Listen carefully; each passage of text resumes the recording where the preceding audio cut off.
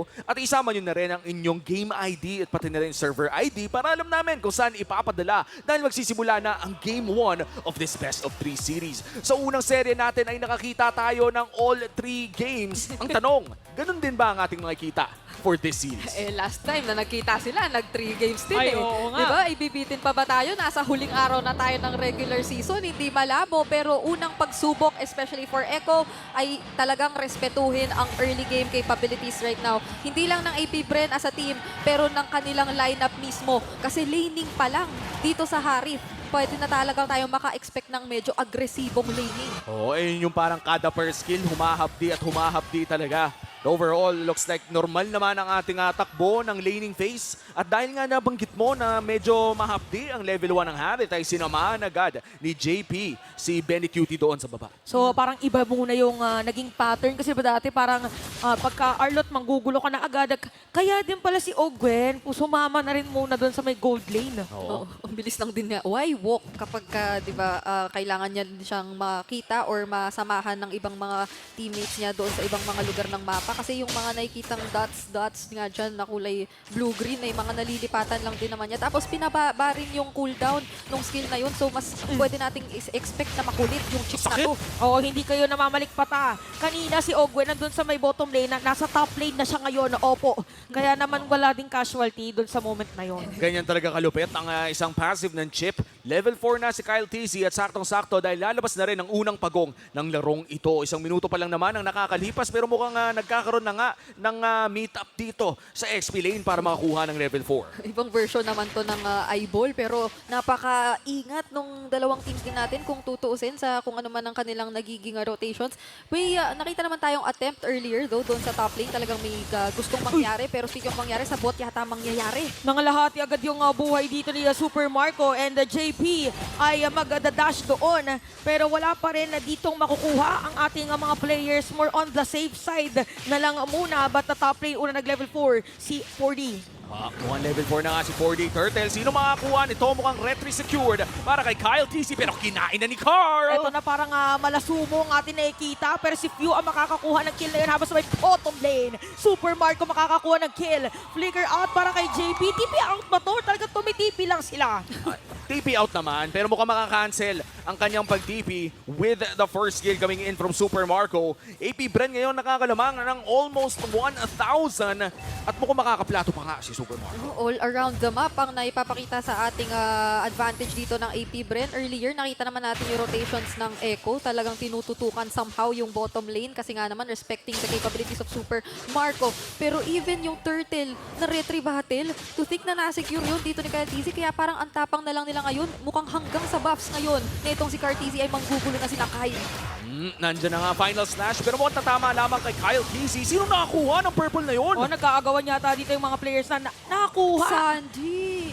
ni Sanji. Ayun. Si- At least Echo pa rin. Oo. So, ang kinagandahan doon para dito nga sa Echo is somehow ay may XP pa rin sila sa moment na yun. But AP Bren, 1.2k gold na agad. Lumalaki at lumalaki lamang ang lead ng AP Bren. If you're Echo, paano mo ba mababaliktad to? Pero mamaya na yan dahil mukhang magkakaroon ng labanan with the entropy out. Mukhang cancelled muna ang 2v2 na yun. Oh, grabe kasi even in the XP lane, nakikita natin na para pa Chepi kumukuha rin ng mga energy shields dito si Flap TZ. So, meron silang nagiging karagdagang resources. Even sa bottom lane energy shields, kung titignan natin sa gold lane compared sa Echo, talagang nakakakuha dito ng paunti-unti si Super Marco as the Harith na to, na talagang hindi naman natin expect na typically sobrang focus ay ang pinakapag-push lang ng mga lanes pero nagagawa talaga nila itong i-maintain and i-grow lalo yung lead na ito. So, for this upcoming turtle ay paniguradong tatapangan lang ito ulit ng AP Bren kasi nga as early as now, maging etong si Ogwen nakapwesto na at nagsa-scout ng mga members ng Echo. At mukhang may balak pumalag ang Echo. Pero mukhang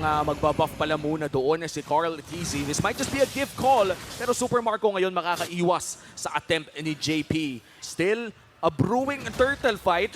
Mukhang Echo ay lalaban sa AP Bren. Tapos may laban din doon sa taas. Oo, mainit dito ang mga players natin. Pero si Kyle TC paparating na rin. Mare-reset nga lang din naman yung ating turtle objective na itutuloy pala ng AP Bren. So medyo alam mo na nagtitimpi lang muna yung mga players natin eh. Parang sige, sinong una magsaset up ng play na ilatag na kaya Flap. si Flap TC kasama na rin dito sa ating Sanford? laban. Si Sanford may kita na rin dito sa ating area.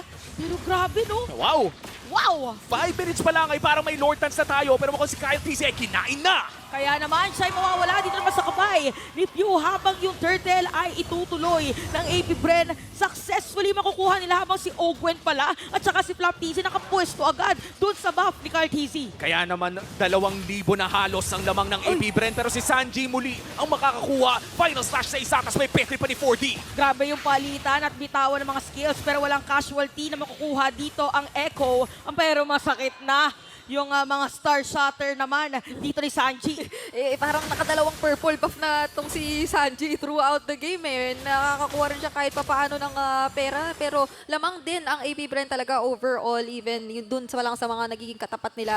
And sobrang nakakagulat isipin na nagagawa nilang i-manage ng ganito yung isang chip na parang yung presence nila all over the map ay sobrang ramdam na ramdam talaga. Si Ogwen ay nagugulat na lang tayo. Mabilis na on its own yung crash course kapag ka ina-activate niya dito sa chip, parang ang hirap habulin. Pero to think na yung parang bawat cooldown din nung Y-Walk ay talagang na-maximize nila. Pero ang ginagandahan din for Echo ay nadedepensahan nila na maigi yung mga turrets na parang pinanggigigilan din kuhain kanina pa ng AP Bren. 2v1 situation dito sa taas, 4D. Inabangan lang si 4D para matalunan na Kyle TZ Brothers na bago dun sa itaas. Nako, kumbaga parang nagpakita na ang AP Bren. That is a 2K gold lead.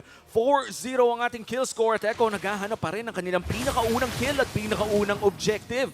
Parang ang hirap din kasi for Echo since kapag nakikita nila agad si Carl TZ, yung resources ng AP Bren, hindi nila pinanghihinayangang ibuhos sa kanila kasi napakarami nilang ways din kahit paano na iparamdam dito sa Echo yung damage, especially yung kanilang jungler which is si Carl TZ, which results into why nakikita natin kinakailangan muna niyang hatiin ang kanyang atensyon in terms of yung item na kanyang unahing i-build. Si Kyle TZ kasi na-focus naman niya agad yung antikiras pero parang siya kailangan muna ay mag-steal leg plates at saka mag-robe muna tayo, silence robe kasi napakarami nang ibinabagsak ng AP Bren kapag nakikita tayo. Final turtle of the game ay nandyan na, pero mukhang mauuna ang Echo pumwesto. Nandun naman naghihintay si Flap TZ in case na may mahanap.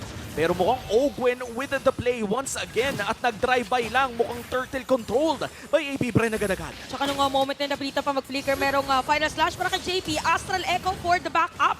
Pero kulang yata pa dito ang damage ng Echo kaya naman mangangalahati ang buhay. Kaldi si baka secure dito na turtle. Tapos itutuloy pa nga against JP. Kailangan umalis na yon ng Echo. AP Bren tuloy-tuloy ang kalamangan para middle lane na si Tonas. Welcome! Carl TZ, niluwa si Kyle pero napakakunat. At mukhang makakalis din naman ng buhay ang dinosaur. Pero Ogwen pumasok doon sa loob ng tore at hindi sapat ang kanyang bawas. Kaya naman cease and desist na talaga ang laban na yon dahil nagpo-push na rin doon sa taas si Flap TZ. Grabe yung yung graphics ng laro natin. Akala ko nakuha ni Ogwen yung kill. Yung tore pala. Tore pala. Destroyed yung lumabas. Kanina nga nagsabay yung retry pati yung star shatter netong si Sanji kaya akala ko din na kamuntikan pang mapunta sa Echo eh. Pero sobrang dikit na dikit dito and hindi naman nagpapahuli ang Echo speaking of sa mga ganoong klaseng sitwasyon regardless kung naiipit na sila. Pero ito na yung problema o yung pagsimula talaga ng AP Bren na literal tore lang ang kinakalaban. Ang mahirap pa doon sa nangyari na previous team or turtle fight, ito si Super Marco, literal na inilaban din yung mga nakikita, binuhusan ng skills pero ito sa baba na naman may laban din. Oo, tuloy-tuloy nga. Kaya naman si JP ay makukuha na doon. Grabing layering of skills na nakikita natin. Kamutikan pa si Benny. Wow. Hinahabol ng Ichi Boy. At si Ogwen tutuloy na naman for the mission. And look at the damage coming in from AP Bren. Mukhang hindi pa pagpapahingahin dahil si Super Marco ay papasok na naman muli. And with that fight, with the damage na nanggagaling din kay Pew, number 2 na ang Young Goats GOAT, idol ng mga kids sa ating liga in all-time assists. Oh my, ang taas na nung mga naipapakita dito o yung mga nagbabago na nag-shift din sa statistic natin. Pero kailangan natin tutukan kung papaano nga lang din i-hold ito ng Echo since they also have the Nathan naman as well as the Novaria. So in terms of wave clear, even the Benedetta actually, ay pwede naman nilang i-manage kahit papaano yung pinapakita aggression dito ng AP Bren. Pero ang nagiging problema ay hindi lang basta pagdedepensa ang nagiging solusyon sa pangganitong sitwasyon kasi all the while ay pinoproblema din nila kung paano magde-defend ay parang nakakalibre lang. Walang sobrang nakakahanap or huli na rin kay Super Marco in this situation. And that's true, mukhang AP Bren sasayawin ng bahagya ang Lord na ito. Meanwhile, Flap TZ in the top lane. Anytime na tawagin siya ni Ogwen ay pwede siyang pumunta. Carl TZ gets stunned up. Pero JP, nasa pwesto na rin. I-reset kaya ito ng AP Bren o itutuloy na nila? Grabe, biners agad yung EG Boy. Pero si Sanford, may kita nila doon na merong an eye for an eye. At itutuloy ng AP Bren. Oh. Hindi makakalapit ang Echo. Hinarangan pa ni Ogwen yung pang-agaw sana. Wow, look at the usage, the macro game coming in from AP Bren. A perfect game so far. No objectives at isang tore lamang ang nakuha ng Echo. No kills as well. Paano nagagawa ng AP Bren to? Parang nakikita natin yung trend ng isang nakakapag-split na XP laner together with a chip na napakalaking problema ang solusyonan if you were Echo right now kasi all across the map or even yung mga lanes opposite ng objectives ay sobrang ganda nung kanilang nagiging pagmamanipulate. And yung nakita natin na paglatag nga doon ng shortcut, mabilisan lang din nakakasama. Ito nga si Flap TZ kahit na malayo siya at matagal magbabad sa pag-aangat at clear ng waves. So ngayon, mukhang ililinisin na talaga ng AP Bren lahat ng mga outer turrets. May kasama pa silang Lord dito sa top lane. That's true. At isang panalo lamang ang kailangan ng AP Bren para ma-secure ang top seed. They will be pushing with that toward the top side. Here comes Sanford. Walang matatamaan ng Electro Final Blow pero mukhang makakatakas naman ang side ng AP Bren. That's one Lord na babagsak agad dahil sa damage na meron ng mga Orca. In the words of the Wolf himself, beautiful ML. Kita naman natin na talagang grabe yung depensa ng ating dalawang teams. Even for AP Bren, alam nila na hindi sila makakakuha ng objective. Hindi din nila pinilit na mag-dive Oo. at kumuha ng kill. And despite the gold lead na meron ng AP Bren, Bri, 600 lang pala ang lamang ni Super Marco. Yeah. Siguro ang isa din sa mga makikita nating magsa-struggle dito ang AP Brento ay yung... Teka lang. mamaya na yata natin may explain yun kasi nandito na naman sila. Pwede mo yata ituloy. Okay, pwede ko yata ituloy kasi hindi naman nagpatuloy na. Pero yung itong nakikita nyo nila pag na-shield kasi, nakaka-inherit din siya ng actually 70% ng attributes dito na meron etong si Ogwen. So sabihin natin makunat siya tapos karagdagang problema pa to for Echo kasi so long as may ganyan, kahit malayo yung nakikita nilang ibang miyembro, hindi mawawala sa isip nila yung threat na makakasunod to. So bubusan or sasayangan ba natin ng skills etong nila pag na-shortcut or isi-save ba natin? Kasi at this point, lamang na lamang ang AP Bren, 7k gold lead. So you really have to save or time you well kung kailan mo gagamitin yung skills mo. And look at what Sanji has been doing. No? Grabe talaga yung map and game IQ na meron si Sanji. Kanina pa siya bumabato ng mga Star Shatter na sakto kung tumatama doon sa mga potential na pwede sanang mang-burst sa mga miyembro ng Echo. Kaya naman parang bumabagal at tumatagal ang larong ito. But with the Luminous Lord spawning, AP Bren, a 7k gold lead. Mare-recommend nyo ba na lumaban ng Echo dito? Eto, ilalaban nga ba or malalaban nga ba? Mabilitin lang yata silang lumaban. Pero nga lang meron final slash dito. Counterplay sana ng Echo. Para maganda rin na mapasok. Bulaga! Biglang dumating dito mga players ng Oh, wow! 5. Tapos si Sanji na dumating doon sa may ibang Genli. JP is down. At itutuloy pa nga. May palitan lang din naman. Bagyo Ay! naman ngayon ang magbibigay ng damage para sa Echo. I think that is Echo winning that trade. Nakakuha sila ng jungle sa presyo ni JP. Makakapag-lord pa ba ang AP Bren dito? Mukhang kahit papaano naman ay hindi nila lulubayan. Pero ang kinagandahan nito is they also have this capability na may i-manage or tignan at pagtuunan ng pansin yung ibang lanes. Pero mamaya na yata natin may kita yun. Grabe naman, hindi nila tinatantanan yung Echo. Grabe si Super Marco in his non-shy era. Oo, ito. Natchay na to, malaitsi ang galawan ni Super Marco. Pero mukhang itutuloy nila ang Lord. This is a Luminous Lord na hindi malapitan ng mga Orcas. Pero kailangan nila mag-ingat kay Sanji. Isang magandang Star Shatter ay pwedeng mang-agaw ng Lord. Tsaka yung pwede ni Ogwen doon, di ba, meron siyang pang-shortcut if ever umunti ka na. Kamunti ka na. Kamunti ka na. Yung pala yung sinasabi niyo may something. May something talaga.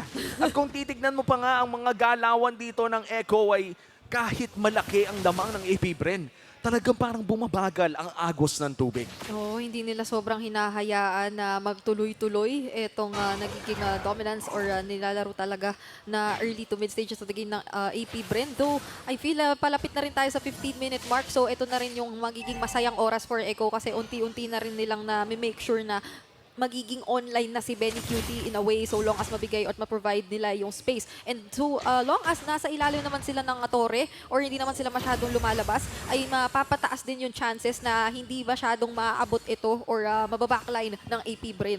And dito na natin makikita kung makakabasag nga ba ng inhibitor turret ang AP Bren. Kadalasan ay at least nakakaisa with the Luminous Lord.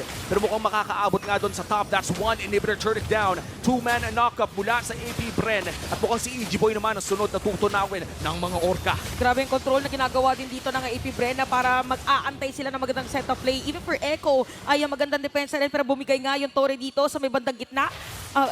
Taas pala rather dahil sa gitna tayo nakatingin. Pwede magkaroon ng set of play dito ang AP Brenna.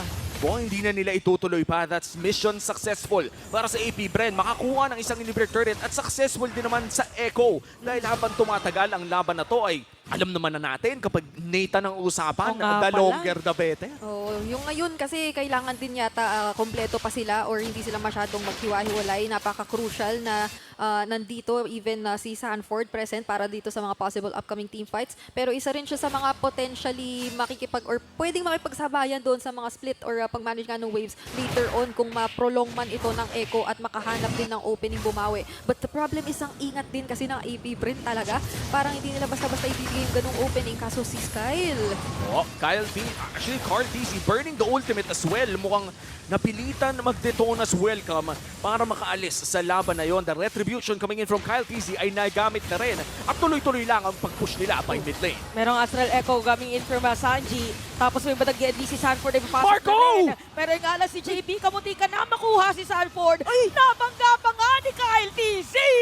Kaya naman si JP ang kanilang makukuha. Mala-chase down block ni Lebron yung ginawa ni Kyle TC doon, boy! Sobrang on point. Hindi ko alam kung alam or in-expect din ni Kyle TZ na sasaktuhan niya ng bunggo doon yung pag-flicker in nitong si JP. Pero aside from yung clutch shields na nakuha dito nitong si Super Marco, ay napakalaking bagay talaga noon kasi possibly talaga na magtuloy-tuloy na ng commit doon yung Echo kung mapatama man yun ni JP. Pero on point, napaganda ng Petrify talaga na ginawa doon ni Sanford. Though na-clear out naman or napigilan talaga ni Few using the Eternal Guard yung potential na entrance. Ito talaga yung bunggo na ikinagulat nating lahat kasi nadepensahan at naprotektahan yung gold laner na kamuntikan ng mawala. At parang ganun lang, sisimulan na rin ng AP Bren ang Lord na ito. This is the third Lord of the game. At napakabilis nga ata nilang isi-secure at hindi aabot ang Star Shatter ni Sanji para subukang umagaw. A 9.6k gold lead for AP Bren in a crucial Oracle pickup as well. Silipin natin ang Infinix item build, Brigida. Ano bang napapansin mo? Kompleto na rito yung hawak ni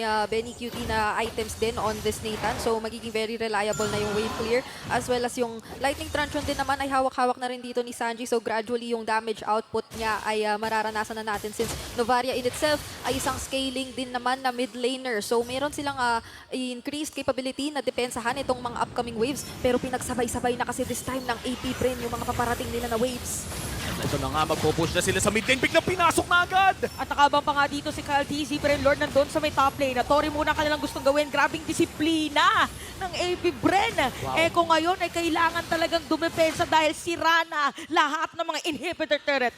At pressure is on para sa AP Bren dahil isang Lord reset na lang ang pwede nilang laruin na lamang pa rin sila. If Echo prolongs this game for 5 to 10 more minutes ay magpapatay din ng mga item pero tuloy-tuloy lang ang pagpasok dito ng AP Bren. Nakaabang yata kung magkakaroon ng setup play coming in from Ogwen. Pinipigilan niya si JP habang si Super Marco sumasayaw-sayaw na lang dito sa ilalim ng torre ng Echo. Pero Benny Cutie, nakikita na natin dito ang damage. Mabibigyan nga lang din dito ni Flap TZ habang si JP. Saan na siya ngayon pupunta? Walang minion wave ang AP Bren. Pero sa gitna, meron pwedeng dumaan. 4v3 scenario. Anong gagawin mo dito, Carl? Papasok na si Marco with a summon force. Sumasayaw na naman dito si Super Marco. Medyo maaarayan at tuloy-tuloy lang ang pag-hit doon sa may bandang pace. AP Bren! Saan ka makakita ng Vexanang bumibasic ng base? Only few things. Ito rin yung nana na Oo, base lang eh. Ganyan na ganyan talaga itong si Kapitan eh. Palapitin mo lang bigla. And again, yung kanilang pagkaka-target and prioritize sa dalawang major wave clear heroes dito ng Echo, parang yun na yung literal na go signal.